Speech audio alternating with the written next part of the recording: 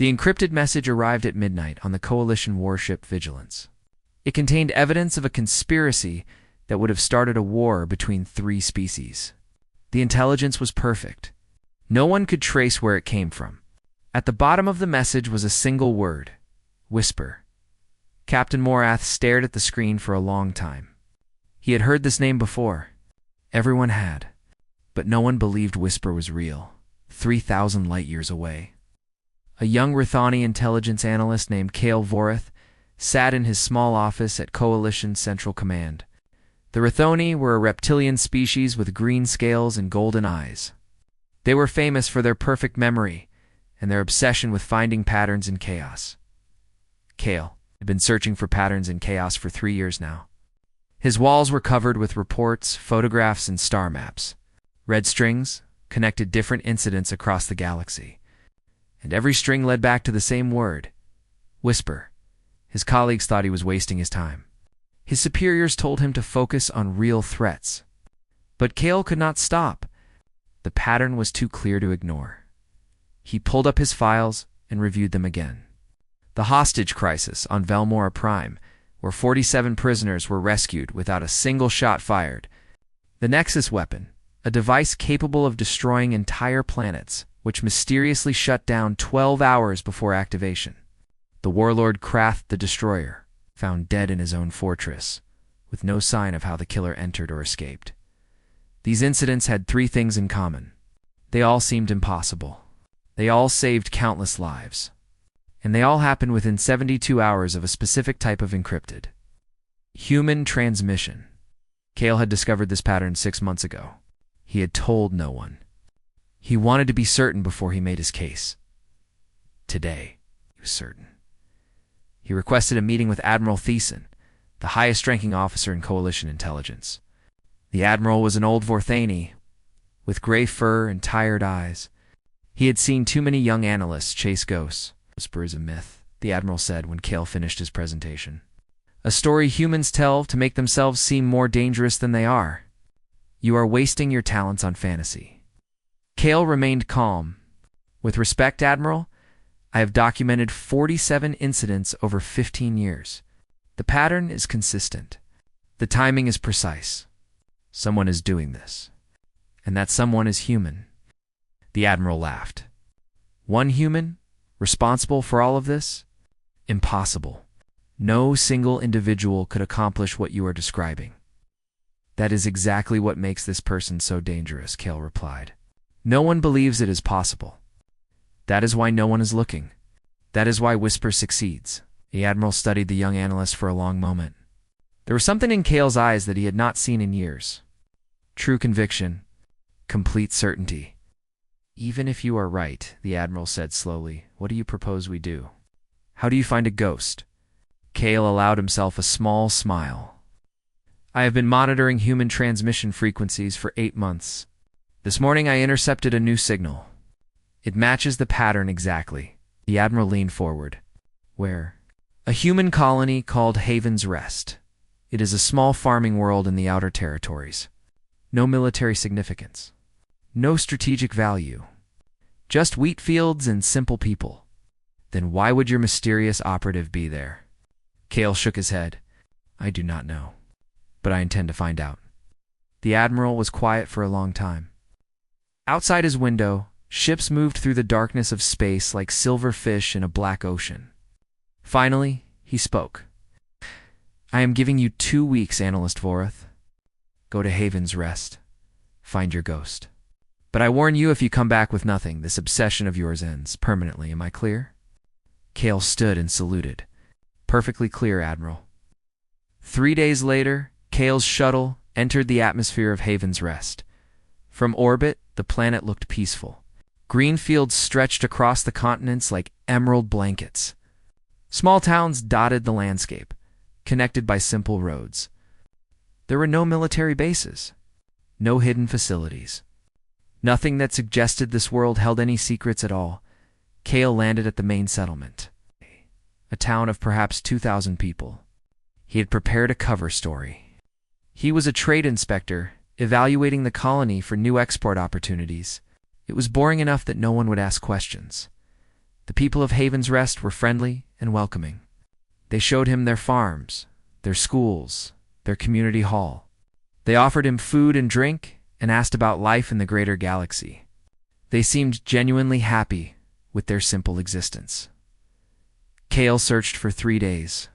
He scanned for hidden technology. He analyzed communication patterns.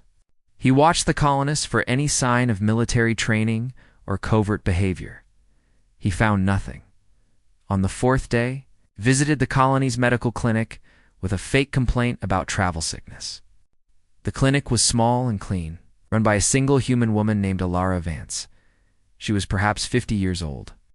With gray streaks in her dark hair and warm brown eyes, she walked with a slight limp and spoke with a soft voice. She treated Kale's fake illness with gentle professionalism and asked nothing about his real purpose. But Kale noticed things. He noticed that she spoke to him in perfect Rithani, a language most humans never learned.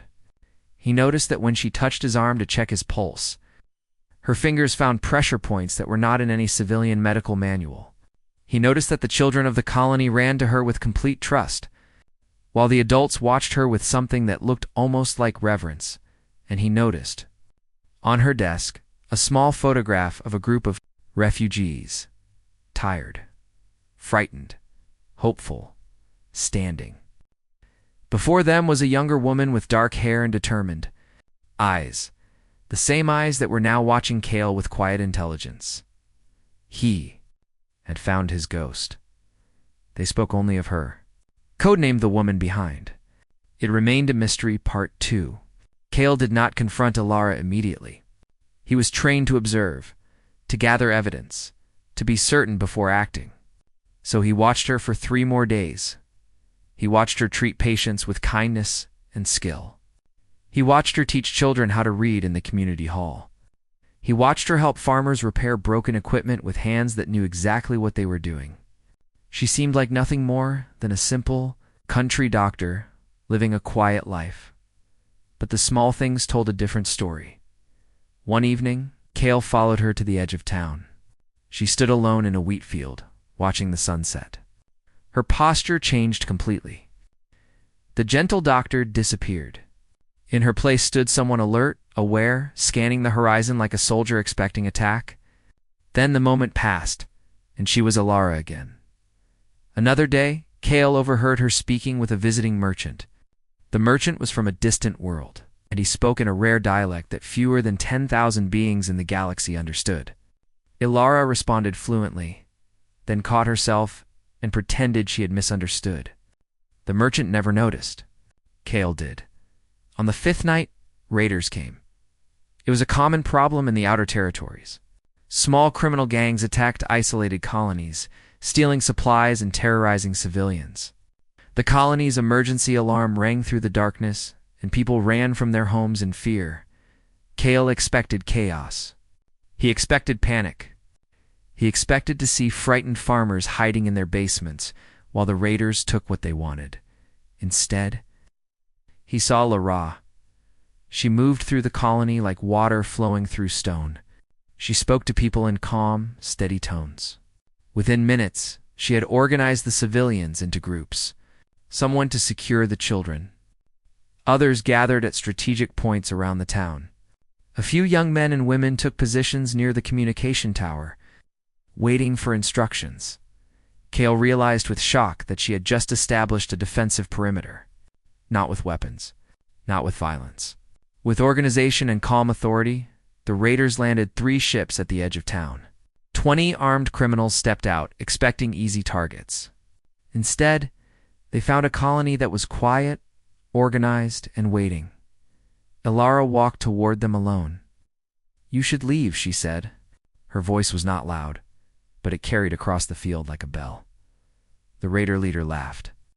He was a large Korthon with metal teeth and scars across his face.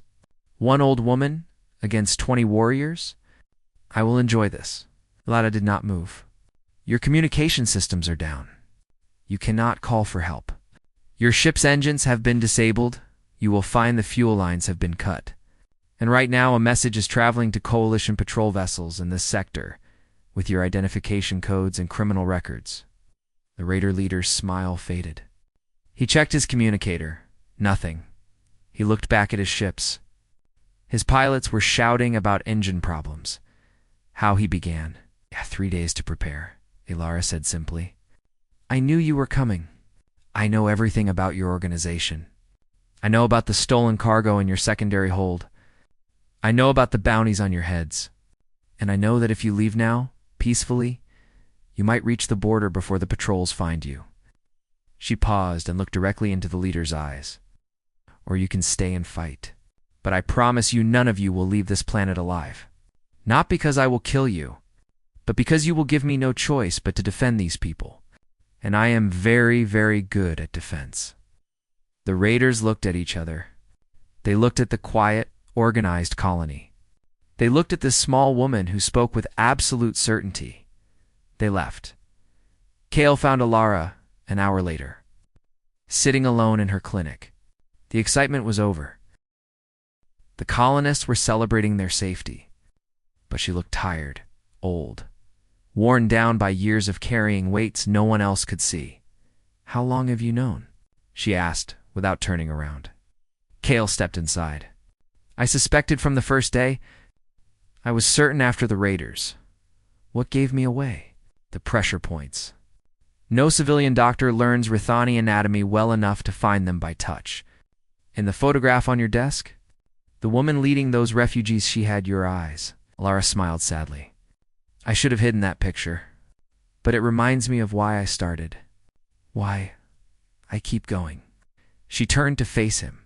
In the dim light of the clinic, she looked like what she was, a middle-aged woman who had seen too much and carried too many secrets. So what happens now, Analyst Forth? Do you arrest me? Report me? Turn me into a trophy for your admiral? Kale did not answer immediately. He had spent 3 years chasing this moment. He had imagined finding Whisper 1,000 times. In his imagination, Whisper was always a shadow, dangerous, mysterious. Inhuman, he had never imagined finding a tired doctor in a wheat field, protecting farmers from raiders with nothing but intelligence and courage. I want to understand, he said finally. I want to know who you really are. Not the legend. Not the codename. The truth. Alara studied him for a long moment. Then she nodded slowly. She repeated. Very well. But I warn you, the truth is heavier than the legend. The truth has costs that stories never mention. Are you sure you want to carry it? Kale sat down across from her. I have been carrying questions for 3 years. I am ready for answers. Lara reached for a bottle and 2 glasses. She poured them each a drink. Then she began to speak. My real name is Elena Vasquez. 30 years ago, I was a captain in human military intelligence. I was brilliant. I was ruthless. And I was willing to do whatever was necessary to protect my people. She paused, staring into her glass. What I did not understand, what took me years to learn, is that protecting your own people is not enough. Not in a galaxy this large. Not when so many others have no one to protect them at all. Outside, the stars burned cold and bright.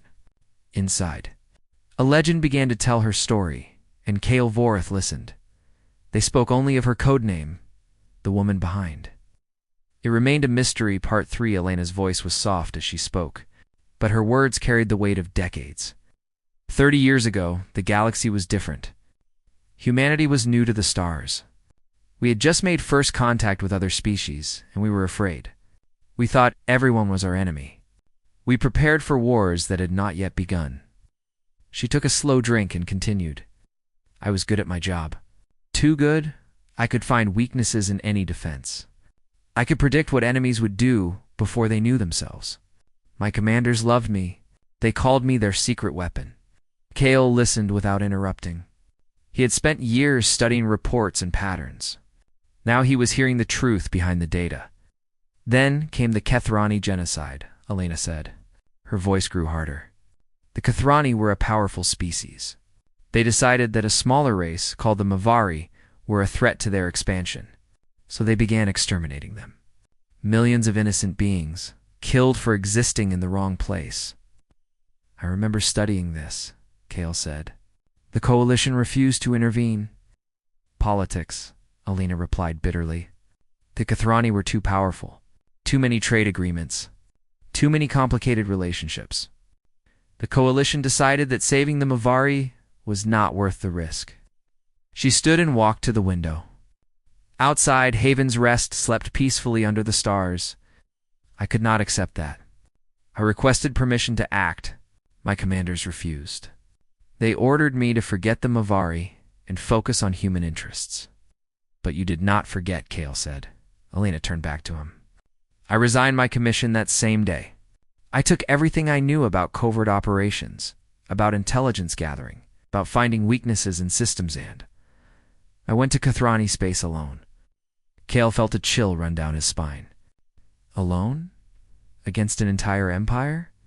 I did not fight them. Fighting would have been suicide. Instead, I studied them. I learned their language, their culture, their politics. I discovered that many Kathrani were horrified by what their government was doing. They were just too afraid to speak. She smiled slightly. So I gave them reasons to speak. I found evidence of corruption among the leaders who ordered the genocide. I found proof that they were stealing from their own people to fund the war. I found secrets that would destroy them if made public. And you released this information, Kale said, understanding now, not directly. I fed it to journalists, to opposition politicians, to military officers who still had honor. I let them think they had discovered it themselves. Within 6 months, the Kathrani government collapsed from within. The genocide ended. The Mavari survived. She sat down again, looking tired. They never knew who saved them. The Kathrani never knew who destroyed their corrupt leaders. Everyone thought it was luck, or fate, or internal politics. Only I knew the truth. And this became your method, Kale said. Working from shadows. Never fighting directly. Changing history without anyone knowing. Lena nodded. I realized that one person, in the right place, with the right information, could change everything. I did not need armies. I did not need weapons. I needed patience, intelligence, and the willingness to act when others would not. Why the codename? Kale asked. Why Whisper? I did not choose it. Others gave it to me. After the Kathrani operation, rumors spread.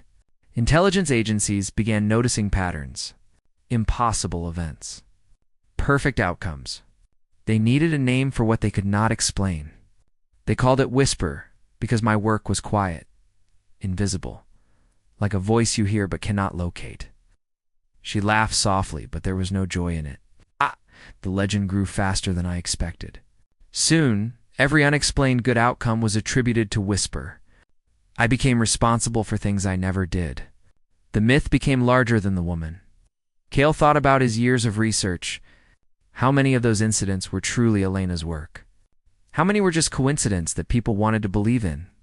Does it bother you? He asked. Being credited for things you did not do? Sometimes. But the legend serves a purpose.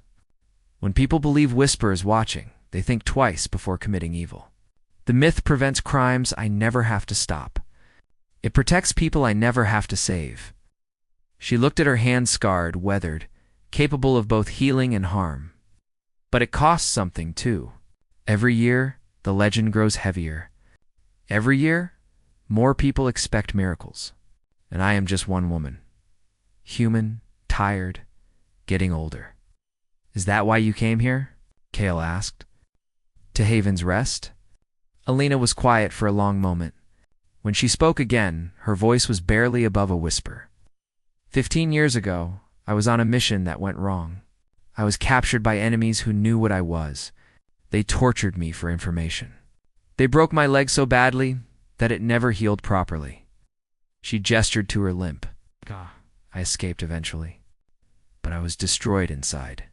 I had spent 20 years solving problems, saving people, carrying the galaxy's weight on my shoulders. I had nothing left to give. So you've retired, Kale said. I found these refugees people fleeing a war zone with nowhere to go.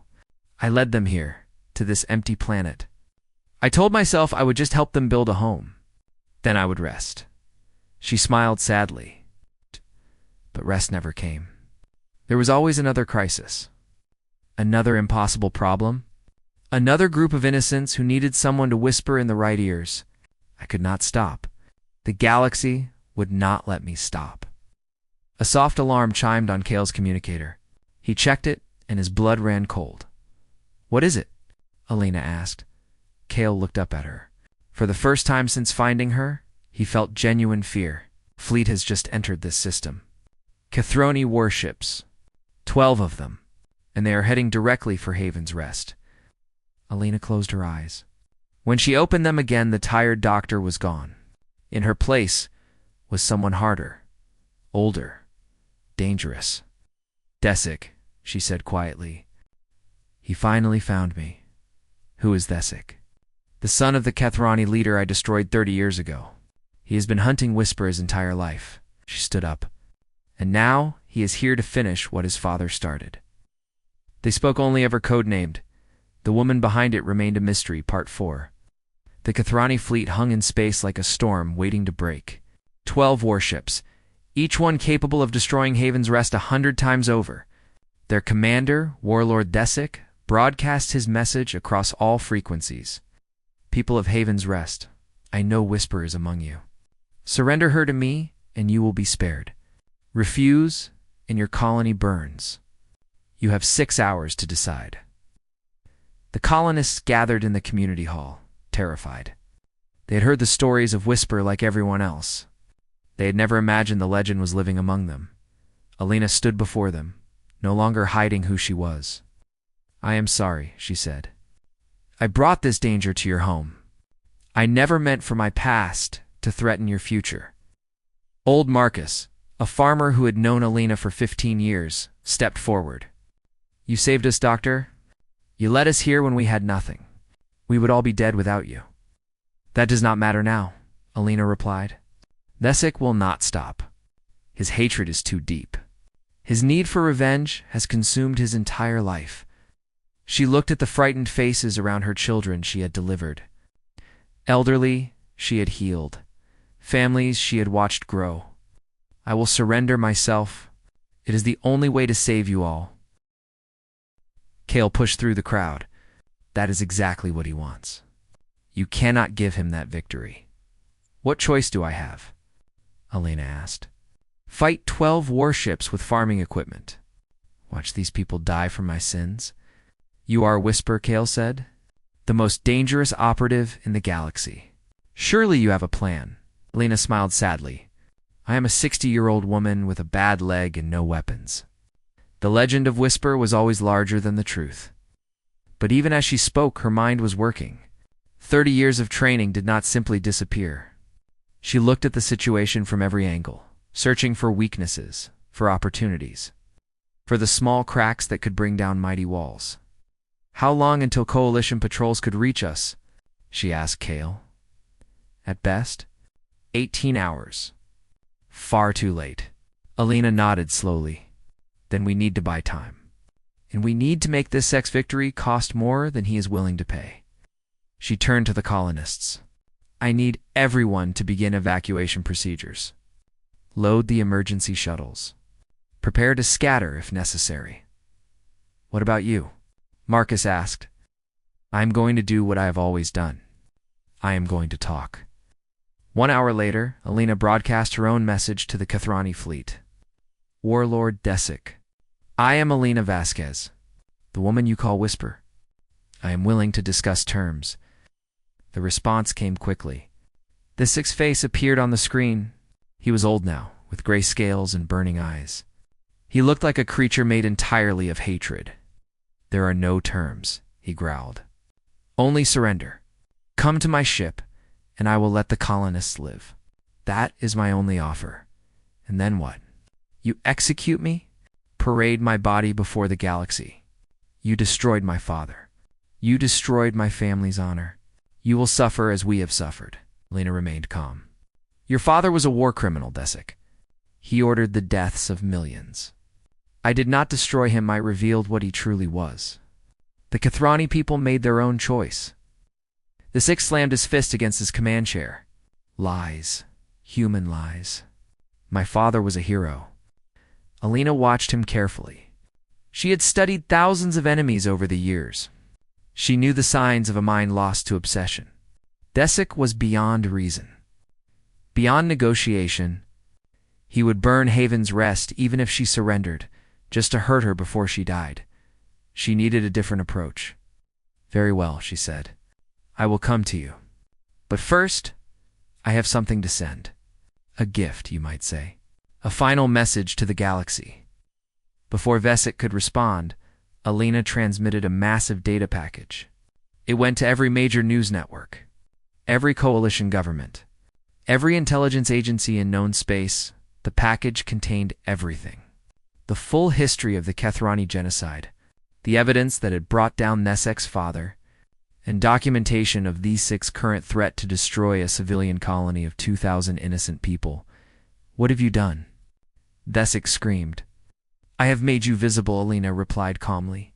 "Right now, billions of beings across the galaxy are watching this situation. They are seeing your fleet threatening farmers and children. They are reading about your family's crimes. They are waiting to see what you do next." She leaned closer to the camera. "Kill me, and you become the monster who murdered an old woman in front of the entire galaxy. Destroy this colony, and you prove that everything I revealed about your father was true. Either way, you lose." Desik's scales had turned pale with rage. "You think I care about public opinion? I will have my revenge, no matter the cost." "I know," Alina said softly. "That is why I am still coming to you. Because you are beyond saving, Desik. But your crew is not. Your officers are not. They are watching this broadcast too. They are realizing that following your orders will make them war criminals." She stood up, ready to board her shuttle. "By the time I reach your ship, you will already have lost. The only question is whether you will accept defeat or whether you will drag everyone around you into destruction." The transmission ended. Kale grabbed Elena's arm as she walked toward the shuttle bay. "This is insane." "He will kill you the moment you board," perhaps, Elena said. "But he cannot hide it anymore. Whatever happens next, the galaxy is watching. And that changes everything." She pulled free from his grip and climbed into the shuttle. "Take care of these people, Kale. Whatever happens to me, make sure their story is told. Make sure the galaxy remembers what Desik tried to do here." The shuttle rose into the dark sky, carrying one woman toward 12 warships. Behind her, the colonists of Haven's Rest watched and prayed, and across the galaxy, billions of others watched too. Waiting to see how the legend of Whisper would end, they spoke only of her codename. The woman behind it remained a mystery. Part 5. Elena's shuttle docked with the Kethrani flagship. Armed soldiers escorted her to the bridge, where Desik waited with murder in his eyes. Finally he breathed. "After 20 years, Whisper stands before me." Alina looked around the bridge. The Kethrani officers watched her with mixed expressions. Some showed hatred. Others showed uncertainty. A few looked almost ashamed. "As I promised. Now let the colonists go," Desik laughed. It was an ugly sound, filled with decades of bitterness. "You think you can give me orders? You are my prisoner. I will do whatever I please." He drew a ceremonial blade from his belt. It was ancient, passed down through his family for generations. "My father carried this blade. He was going to use it to lead our people to greatness. You took that future from him. Now I will use it to end yours." He raised the weapon. "Commander." One of his officers stepped forward. "The coalition is demanding we stand down. They are threatening sanctions. Our own government is calling for your arrest." "Do not care about politics," Desik roared. "This is justice. This is honor. This is murder," Alina said quietly. "Broadcast across the galaxy? Is that really the legacy you want? To be remembered as the man who killed an unarmed woman while billions watched?" Desik's hand trembled. The blade hovered in the air between them. "You destroyed everything I loved," he whispered. "My father. My family's name. Our place in history." "Your father destroyed himself," Alina replied. "He chose genocide. He chose cruelty. I only showed the galaxy what he truly was. The choice to reject him that came from your own people." Tears of rage ran down the six-scaled face. "Lies. All lies. Then kill me, Alina said. She did not flinch. She did not step back. If it will give you peace, kill me. But it will not change the truth. It will not bring your father back. It will not restore your family's honor.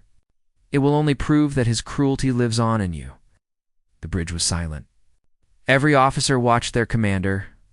Every eye was on the blade that trembled above Lena's heart. And then something broke inside. Desik. The blade fell from his fingers and clattered against the floor. He collapsed to his knees, a broken old man whose hatred had finally consumed everything he was. I cannot, he sobbed. I cannot. His first officer, a younger Kathrani named Varek, stepped forward. Commander Vesik, you are relieved of duty. Officers, take him to his quarters. He will face trial for his actions here today. Soldiers moved to obey. Desik did not resist. The fire in his eyes had burned out at last. Varek turned to Alina. On behalf of the Kathroni fleet, I apologize for this situation. You are free to return to your colony. We will leave this system immediately. Alina nodded slowly. Thank you, Commander Varek. I hope this can be the beginning of healing between our peoples. As she walked back to her shuttle, she heard Varek's voice behind her. I read the files you released. About the genocide. About what my people did to the Mavari. He paused. My grandmother was one of those who spoke out against it. She always said that someone helped her find the courage. A stranger who showed her the truth. Lena stopped but did not turn around. Do not know if you remember her, Varek continued. But she remembered you. She said Whisper saved her soul, not just her life. Lena smiled softly. Take care of your people, Commander. They deserve better than hatred. She returned to Haven's Rest. It's a different woman than the one who had left. The colonists welcomed her with tears and celebration. They had watched everything on the broadcast. They had seen their doctor face down a warlord with nothing but words and courage. The legend of Whisper had become real to them, and somehow it's not made Alina more human, not less. In the days that followed, the galaxy struggled to understand what had happened. Whisper was no longer a myth. She had a face, a name, a history. Some demanded her arrest for decades of unauthorized operations. Others called her a hero who deserved every honor the Coalition could give. Politicians argued. Journalists investigated. Opinion pieces filled every network. Alina ignored all of it. 3 weeks after the crisis, Kale visited her clinic one final time. He had resigned from intelligence work. The experience had changed him in ways he was still trying to understand. What will you do now? He asked. Everyone knows who you are. You cannot hide anymore. Alina was organizing medical supplies. The same simple work she had done for 15 years. I am not hiding. I never was. I was living. There is a difference. But Whisper was a tool, Alina interrupted gently. A way to help people who had no one else. But it was never who I am. I am a doctor, a neighbor, a friend. The codename was just something I wore when the situation required it. She gestured to her waiting room. It was full of patients. Not just colonists now, but visitors from across the galaxy. Some came because they were sick. Others came because they wanted to meet the legend. Many stayed because they found something better. A kind woman who listened, who cared, who healed. The galaxy spent decades asking who Whisper was, Kale said. But that was never the right question, was it? Alina smiled. No, the right question was never about me. It was about what any of us can do when we see injustice and choose not to look away. Whisper was just one answer. There are millions of others. Kale thought about this for a long time. Thought about his years of searching, his obsession with the mystery, his need to find the truth behind the legend. He had found the truth, and it was simpler than he ever expected. Thank you, he said finally, for everything. Thank you, Alina replied, for seeing me. Not the legend, not the codename. Me. Kale left Haven's Rest that afternoon. Behind him, the small colony continued its peaceful existence, farming, growing, healing. Alina returned to her patients, her neighbors, her life. The legend of Whisper would fade eventually. Stories do, in time. But the woman behind the legend would continue, doing what she had always done, helping those who needed help, one person at a time. And perhaps that was the greatest lesson of all. The galaxy had spoken only of her code name. They had wondered about the mystery, the power, the impossible achievements. But the truth was simpler and more beautiful than any legend could capture. She was just a woman who refused to accept that nothing could be done. And in a galaxy full of darkness, that simple refusal had changed everything. The stars continued to burn. The planets continued to spin. And somewhere on a small farming world, a doctor with gentle hands and tired eyes opened her door to the next patient. "Come in," Alina said, smiling. "Tell me how I can help."